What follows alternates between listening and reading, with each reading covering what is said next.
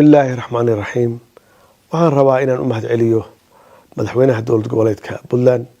madaxweyne ku-xigeenka golaha wakiilada iyo wakiilada guud ahaan iyo golaha wasiirada iyo shacab weynaha reer Puntland inaan barashar ku saarno dowladda dadkaas masaakiinta ah oo aan matalno in intaas aan dib kale loogu darin dowladdu waajibaadkeeda waxa kamid ah in kastoo aan maqlaayay dad mas'uuliyiin ah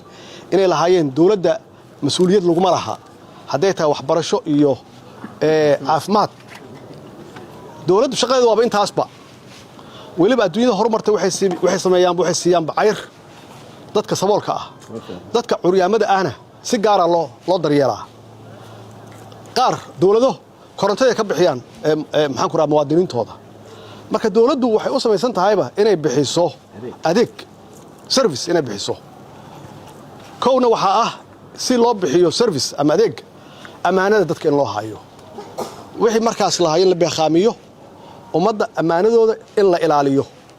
waxyaabaha kow laga rabo dowlad waa intaas macnaheedu maxay tahay zero corruption haddii corruption uu jiro wax kala soconaya ma laha qof walbaba jeebkiisu ku tagaya taas waa mid labaadna waxaa naharaadiyey oo dhibaato badan noo geystay waa qabyaaladda oo runtii 25 sano laga soo bilaabo xilliga carta ilaa hadda aan la kici la'anahay ida naftigeeda waxa loo baahan yahay in la helo qaab looga gudbo ama dadka loo wacyi galiyo ama siyaasiyiin hadaan nahay anaga aan bilaawno inaan discourage gareyno wax alla wixina kala qaybin kara haday tahay gobol iyo haday tahay qabiil iyo wax la mid ah marka sidaas daraadeed runtii shaqo badan ayaa noo taala waxa ugu daran oo kale idinka waxa laga yeelan maqal xaaladaha dhalinyarada ka jira daraag badan in dalka soo galo oo dad mas'uuliyiin ay ku jiraan oo la keeno oo si sharci loo keeno noocyo kala duwan oo daraag ah marka hadii dalku uu maxaan ku raahdaa dadkeenu ay haystaan maxaan ku raahdaa xaalado dhaqaale xumo iyo baahi iyo gaajo hadii loogu daro daraag carruurtooda hadii dawladda hawsheedu waa gabtay marka sideedaba marka intaas naftigeeda waxa laga rabaa in shuruuc adag runtii baarlamaanka uu ka sameeyo dadka mas'uuliyiinta oo qaabilsanna lala xisaabtamo maxaa yeelay waxa baaba'aya waa ubadkeeni weey waa mustaqbalka dalkan weey marka runtii waa mahadsantihiin caawa inaad ii timaadeen kulli xilligan waa xilligii doorashooyinka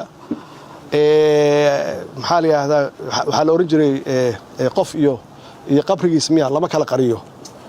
qof iyo xabaashiis lama kala qariyo hadda waa soo noqdo way kana insha Allah waa taaganahay waxaan u taaganahay waxa weeyo inta aad doorashadii hawleeda la gaarin waxa la rabaa in mas'uuliyiinta joogta hadda inay ka shaqeeyaan laba arrimood oo muhiim ah